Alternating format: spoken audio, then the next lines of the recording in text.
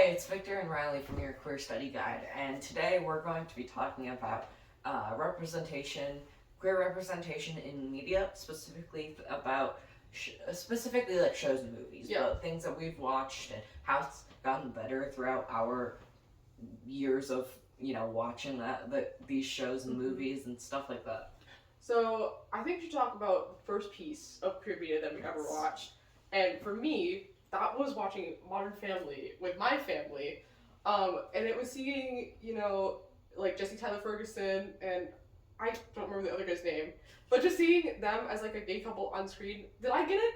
No, I didn't get it, but I wasn't taught that it was like bad or anything. I was just like, oh, okay, they live together and they love each other and they have a little baby, and I was like, this is cool.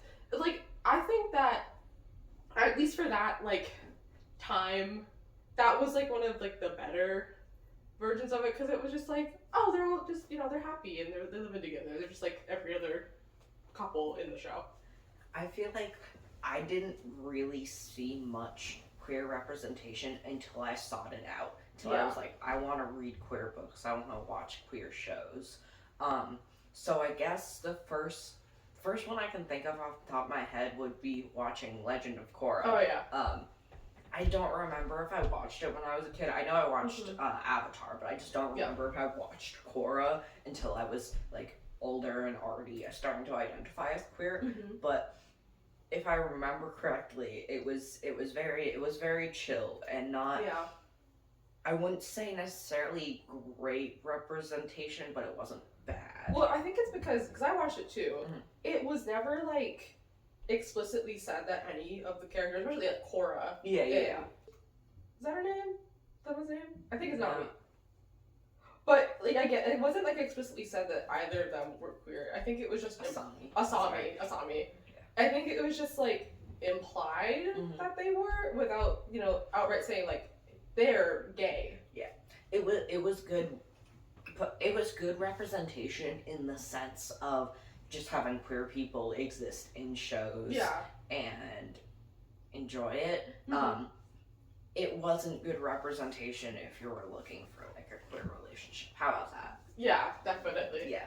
And I think, over the years, I feel like just because I think queerness has, kind of seeped into more like pop culture, at least for like in like straight media, or like it's become more of a thing to like have like a queer couple or a queer person, but not necessarily having it be a good representation of queer people, but just having it there as like, oh, like diversity points, which is like, I think isn't the case for having like people of color and stuff like that.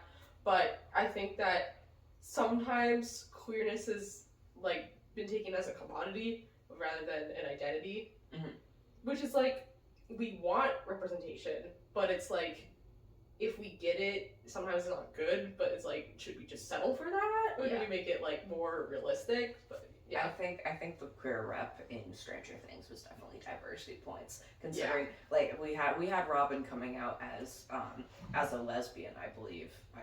Lesbian, and like I love her, and it was a great scene, but like it was not. I mean, I guess it was just kind of so we wouldn't have another love interest for another. So we wouldn't interrupt the love triangle we had going on with Steve and Nancy and Jonathan and stuff. Yeah. But like, that was definitely. I mean, it was genuine, I guess. Yeah. It was genuine in the sense that it was her, but it not like, and it was a well done scene. Yeah. But it definitely felt like it was thrown in there.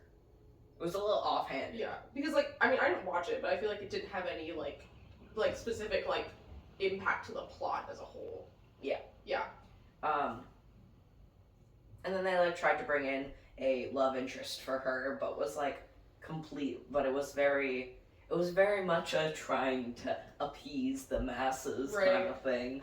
But I mean, I'd have to say that like about a lot of shows sometimes. Like, the first example I can think of is Glee, and just seeing like, I know like Santana was like made out to be like a lesbian, and that kind of like developed throughout the show. But sometimes it just felt like they were being gay for a joke. I haven't seen it. I mean, like me neither. I've seen like enough clips from it to be like, this just seems like a bit. Yeah. Like there's this one part where, like Lee Michelle's character kisses this guy, and after the guy like kisses her, he's like, yeah, I'm gay. And I feel like it's just like, that just sounds like a slight at her character, not necessarily being like, you know, it just feels disingenuous to me. I mean, I haven't seen enough of the show to like comment on that, but like just stuff like that, like being the whole like, oh, it's like gay is a bit. It's like, that's not, no. Yeah. I think some of the better like representation that was definitely just an offhanded, let's have queer people in our show to have queer people in the show, not actually for diversity points, was Shiro and the Princess of Power. Oh yeah. Have you seen it? I've seen like gay clips. That's all I've seen. Yeah. Well, it is like it's very genuine, and like the main gay relationship is so developed throughout. It's like part of the whole storyline. It's not necessarily their romance, but like their relationship, whether it's friendship or their love interest. I do think that their trans character was a little bit of not the best. Not the best representation, because they were a like shape-shifting alien. I mean, they're aliens in some sense, but it was like the shape-shifting alien who was cool. But I was like, feels like such a cop out. That's like to making a non-binary character. Yeah, that's the same thing with like Loki, because his character is like made out to shapeshift, and in like the Marvel lore, he's like, there's a part where, you know, they're like a woman.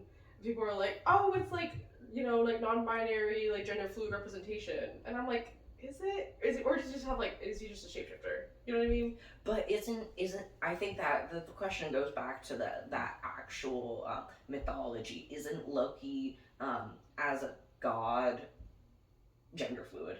I think so, but I mean, sometimes I guess with like a lot of the new Marvel stuff, it just feels like sometimes it's like having a gay just to have a gay in the show, not necessarily like, you know, drive the plot just to be like, oh look, we accept like all people or whatever. I do agree with you though, because I mean, I'm not gender fluid, I can't speak for that community, but I feel like it would feel a lot more real to have someone who couldn't automatically change what they look like, because no one can. No one is.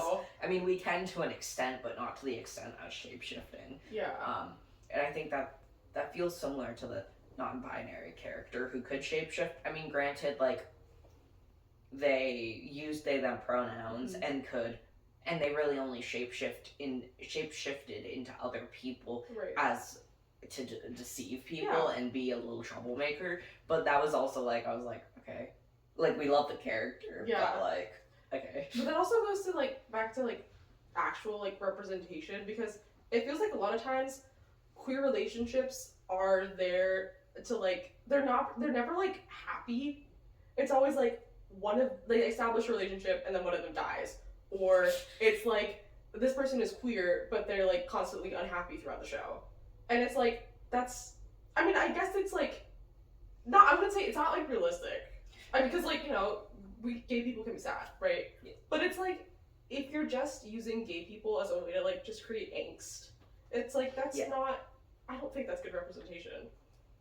I think it really depends on what you're looking for in representation, because I think it depends. Yeah. Sometimes, yes, I want a feel good, cute gay couple.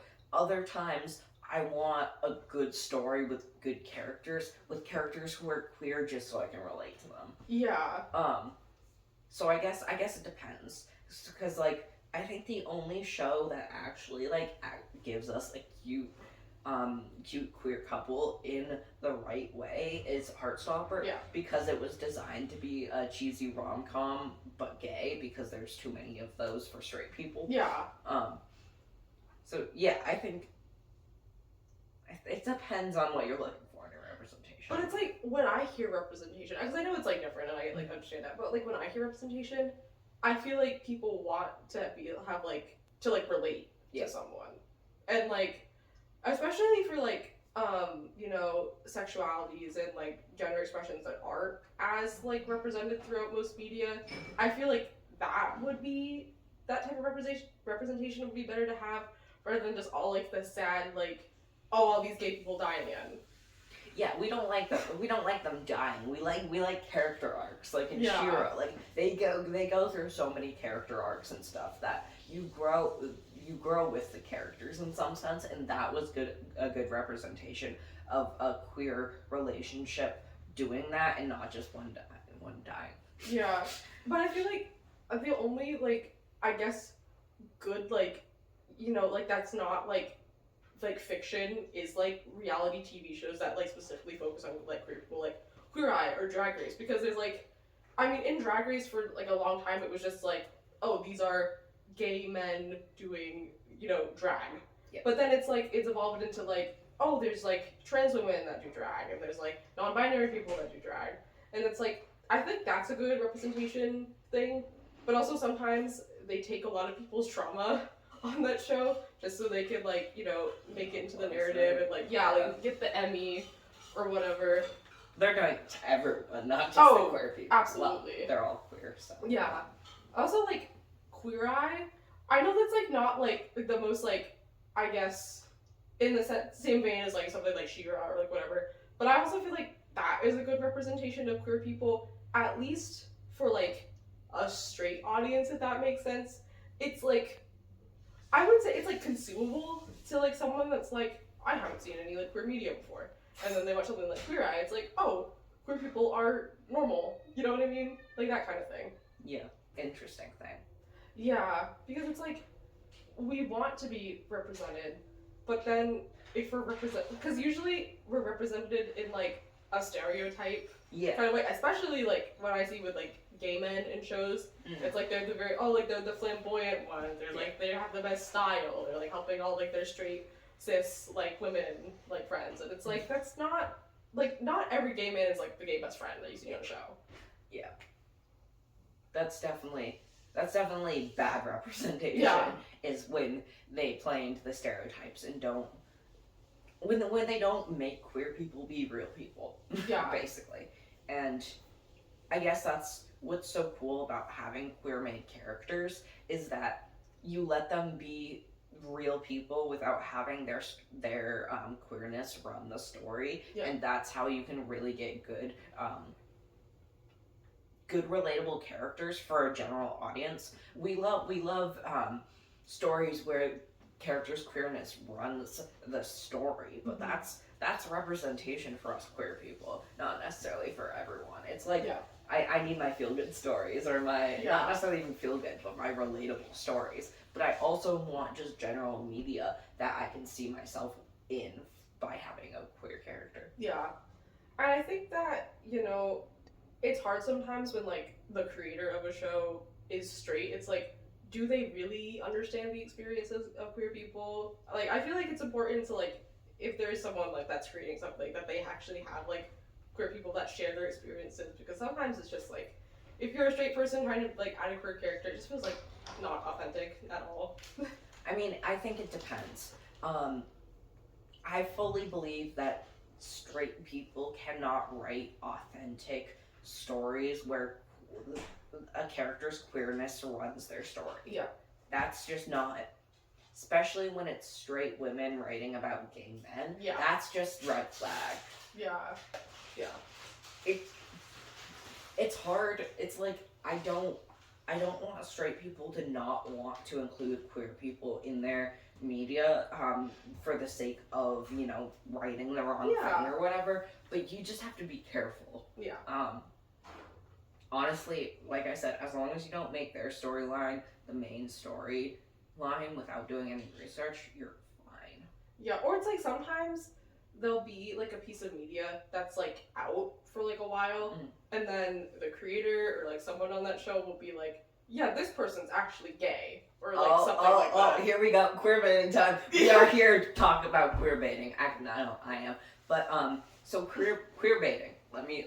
I don't know the direct definition, but it is when, usually with shows and show creators are like encouraging their fans to ship these two characters together. Yeah. Specifically gay characters are like, yes. And implying that it's going to happen and really hyping the fans up and getting the fans excited. And then, the new episode, new movie, new season comes out and they don't include that queer relationship. Yeah. Voltron is the biggest example, is that we went through like 7 seasons of being like, oh yes, these two main characters, they're totally flirting, we need to see them together, it's gonna be great. The creators were like, yeah, I agree. And then the new season came out and they did not make that happen, but they gave one of the another side character, a boyfriend who shows up for 5 minutes. They're like, we're not queer baiting. And I'm like, yes, you are. You include the queer person, but you are baiting the queer community into consuming your media because they thought there was going to be a queer relationship in it. Yeah. And then there wasn't. Or not the one that not to the extent that you encouraged. And that's bad. We don't like queer players. There's also like, I think the biggest example I can find of this is J.K. Rowling. Sorry, trigger warning, J.K. Rowling. But like her coming out like after almost like the entirety of Harry Potter has been out, right? And her, I think, like starting with, oh, Hermione's actually like black, and I'm like, I don't think that's how you portrayed her in the book, and I'm like, whatever. But that's like, oh yeah, I almost said Gandalf.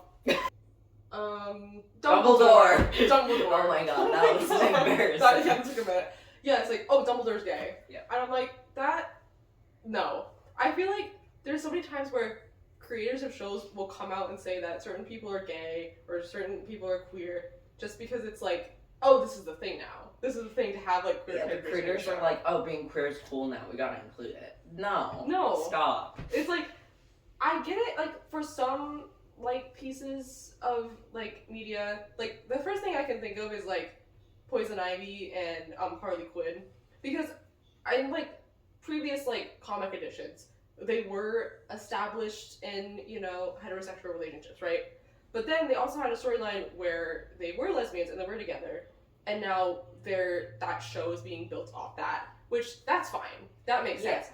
Or it's like for example, like SpongeBob, they made SpongeBob, he's like, hey, SpongeBob's actually gay, and I'm like, yeah, that's fine, because it's not like there's no harm to it. It's not like like a big part of the show, and like the creators all seem very like supportive of that. But it's people like J.K. Rowling who have beliefs and morals that do not give any respect to the queer community, who come out and say these things just so they can get like they can say that they're a supporter. Yeah, it's like they can get the support of the demographic that I think is the most popular at that time. That's when representation. That's wrong. We're a J.K. Rowling hate club here. Yeah, like hey, if you like Harry Potter, that's fine. We just don't support TERFs, specifically J.K. Rowling. The funny thing is, I don't even know if I want this to be in the video, but I'm going to talk about it anyways. Go ahead. I fully believe that if you are giving money to J.K. Rowling in any way, including buying her new game, then you are supporting her. Yeah. Because you are maybe your money's going directly to her, maybe it's not. I don't really know how that works, but you're encouraging her to make more content by consuming her media, and by doing that, you are giving her a bigger platform to continue to be the bigot that she is. Yeah. You can enjoy Harry Potter, enjoy all the fan fiction you like, but just don't buy into her and her like ideas. Yeah, and also just like being so like, oh yeah, I bought the new game, I don't care. Like, my money, or like I pirated the new game. Yeah, but you're still talking about it and you're still encouraging people to do the same thing.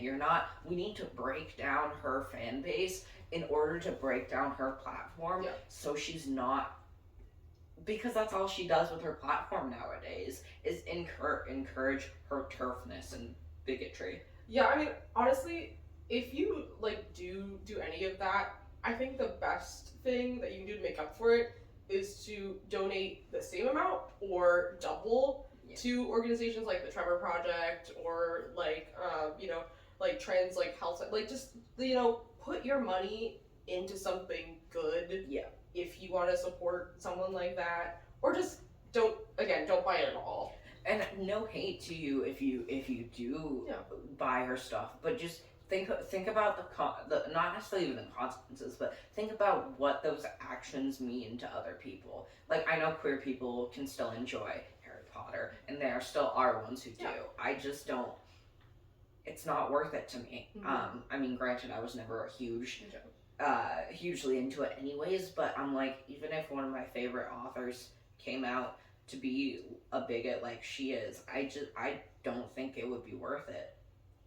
Yeah, and like I think that's the same about like certain like celebrities too, who like give an appearance like that do like queer baiting like as a performance kind of thing.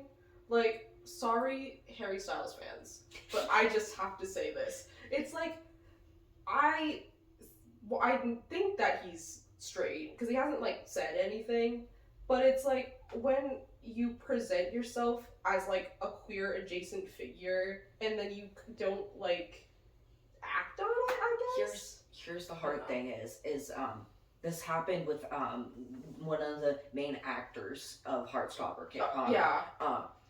Fans were like, "Oh my God, you're queer baiting," and literally forced him out of the closet so he could get rid of those rumors. So like, I don't disagree with you, but it's like you can't. I don't think real people can queer bait. I mean, I don't like. Yeah. It's different if you're pretending to be queer to get views. That's just being rude. Yeah. But it's like, I think celebrities are worth the benefit of the doubt, and to kind of ignore that, unless they come out, clearly as straight, clearly as queer, or as like homophobic or something. Yeah. Because like, people's sexuality, especially celebrities, are really none of your business. Yeah. It's just a really hard line. I mean, I can see like sometimes it can like I think it can make people a little uncomfortable being like, hey, like you're like openly straight and you're doing this. It's like, where's like the line between like ally and then like not, There's also a line of like, oh, you're openly straight, or oh, we actually have no idea what your sexuality is. Right. And I think at that point, just let the person do what they want in some sense, as long as they're not harming anyone, because you don't know their journey, and celebrities are gonna receive a lot of backlash coming out, unfortunately. Yeah. Like, yeah. They can stay in the closet if they want to. Yeah. I don't know. It's just It's just weird. There's just too many things, too many variables. You know, it's like, what do we do? Then on the other hand, yeah. I'm like, you gave me the offer of talking about my gay magical boys, and now I want to. Go ahead. Okay. Go ahead. The interesting thing is that like, even in places that aren't supportive of being queer media still exists. Yeah. So good example of this is there's a Chinese web novelist. She just posts her novels online for people to read.